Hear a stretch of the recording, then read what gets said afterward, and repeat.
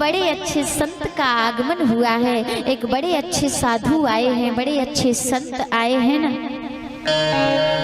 और संत अपने बाणी से, अपने मुख से आवाज लगा रहे थे, चिल्ला रहे थे कि एक रोटी खिलाओ और एक पुत्र ले जाओ, एक रोटी खिलाओ और एक पुत्र ले जाओ। आज जब संत की आवाज उन पति पत्नी के कानों में पड़ी तो आज सेठ जी संत की शरण में गए और कहने लगे, महाराज मेरे घर में, मेरे भाग्य में आने वाले 100 जन्मों तक भी कोई संतान का योग नहीं है। और जब आपके मुख से सुना कि एक रोटी खिलाओ, एक पुत्र ले जाओ, तो मेरे आशा की किरण वापस लौट आई। शायद मेरे भाग्य जग जाए। एक संत की शरणागति, एक संत की शरण में आने से शायद मेरे जीवन का भाग्य उदय हो जाए। चलिए महाराज, आज संत भगवान को अपने घर के आंगन में बिठाया और जैसे ही संत की थाली में एक रोटी परोसी और जैसे ही संत जी ने एक रोटी का भोग लगाया, आज सेठ जी के आंगन में एक पुत्र खेलने लगा। जैसे ही 2 रोटी का भोग लगाया, 2 पुत्र खेलने लगे। 3 रोटी का भोग लगाया, 3 पुत्र खेलने लगे। 4 रोटी का भोग लगाया, 4 पुत्र खेलने लगे। इसी प्रकार जब 7 रोटियां खाई संत जी ने, तो आज सेठ जी के आंगन में 7 पुत्र खेलने लगे। आज सेठ जी का आंगन हरा भरा हो गया। 1 वर्ष बीत गया, पुत्र थोड़े थोड़े बड़े हुए। नारद जी फिर से पृथ्वी लोक पर, मृत्यु लोक पर आए। नारद जी ने कहा चलो सेठ जी के घर चलते हैं। और नारद जी ने सेठ जी के घर में आकर क्या देखा कि सेठ जी के आंगन में 7 पुत्र खेल रहे थे। नारद जी ने जब ऐसा आश्चर्यजनक घटना को देखा, नारद जी ने सेठ जी से पूछा, महाराज ये बच्चे तुम्हारे ही हैं या पड़ोसी के? सेठ जी ने कहा, महाराज ये बच्चे मेरे ही हैं। ये बच्चे नहीं, एक संत के दिए हुए महाप्रसाद की शक्ति है। एक संत का दिया हुआ प्रसाद है जो मेरे आंगन को हरा भरा कर रहा है, जो मेरे आंगन में खेल रहा है। एक संत का प्रसाद है। नारद जी ने कहा मैं कुछ समझा नहीं। बोले एक संत आए थे मकर संक्रांति के दिन और वो संत हमारे आंगन में बैठकर 7 रोटियों का भोग लगाया। उसके महाप्रसाद के द्वारा हमारे आंगन में 7 पुत्र खेलने लगे। नारद जी ने जब सुना तो नारद जी को सेठ जी की बातों पर विश्वास नहीं हुआ। नारद जी सोचने लगे, समझ गया विष्णु ने मुझसे झूठ कहा था, नारायण ने मुझसे झूठ बोला था कि इसके भाग्य में 100 जन्मों तक संतान का योग नहीं है। अभी जाकर खबर लेता हूँ। और जैसे ही भगवान विष्णु के पास पहुँचे, प्रभु आपने तो कहा था कि उस भक्त के आने वाले 100 जन्मों तक भी कोई संतान का योग नहीं है। और अभी अभी मैं अपनी आंखों से देखकर आ रहा हूँ, उसके आंगन में तो 7 पुत्र खेल रहे हैं। भगवान ने जैसे ही अपने नेत्रों को बंद किया, भगवान समझ गए। भगवान ने कहा, नारद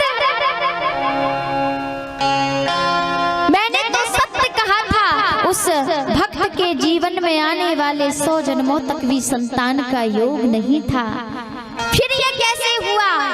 ये चमत्कार कैसे हुआ? भगवान ने कहा ये चमत्कार एक संत के दिए हुए प्रसाद का प्रताप है। नारद जी ने कहा मैं इन बातों को नहीं मानता। क्या एक संत के दिए हुए प्रसाद में इतनी शक्ति कि आने वाले 100 जन्मों के भाग्य को भी बदल के रख दे?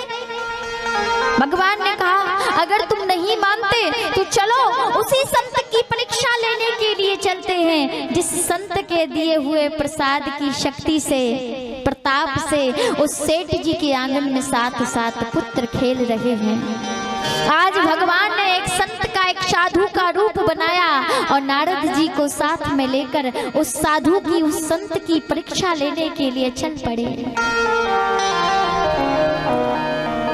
संत जी भिक्षा मांग कर आए थे।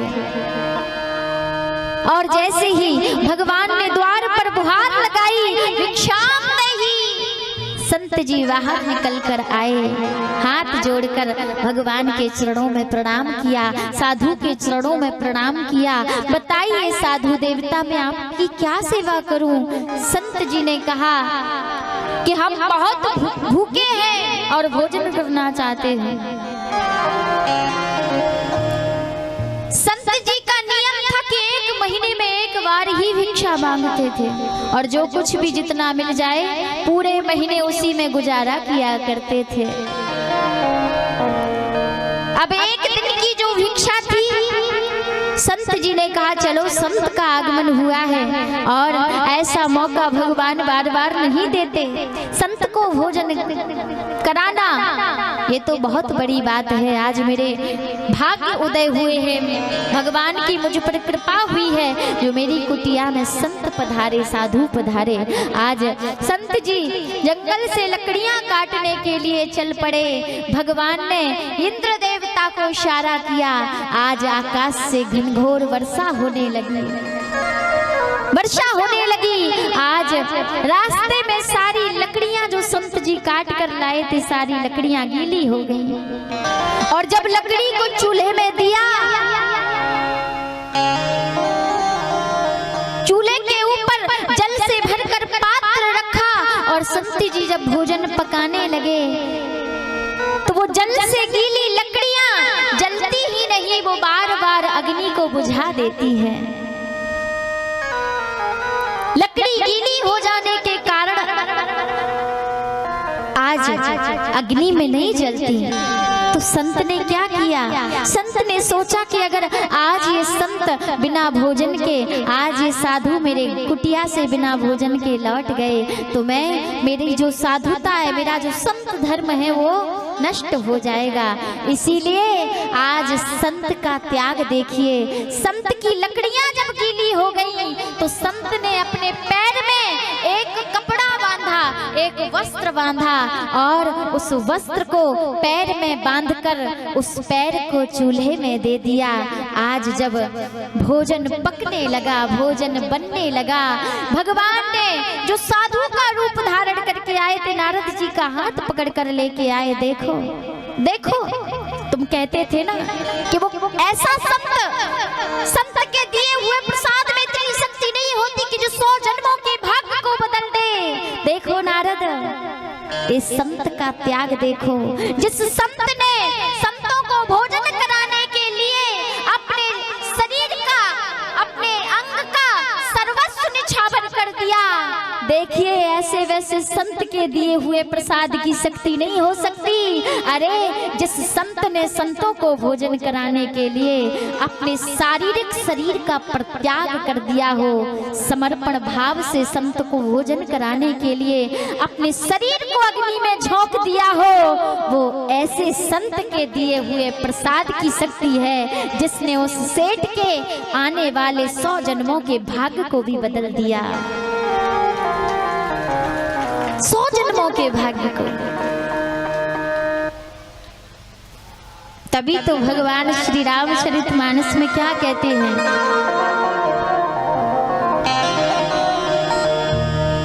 कि सातव समा मोहि मैं जग देखा, सातव समा मोहि मैं जग देखा, सातव समा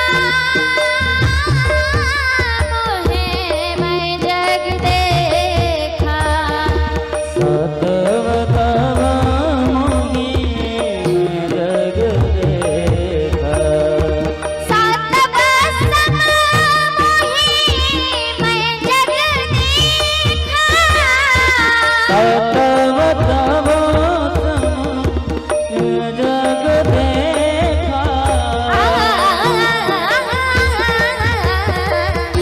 मोते संत अधिक कर लेखा, मोते संत अधिक कर देखा, मोते संत अधिक कर लेखा,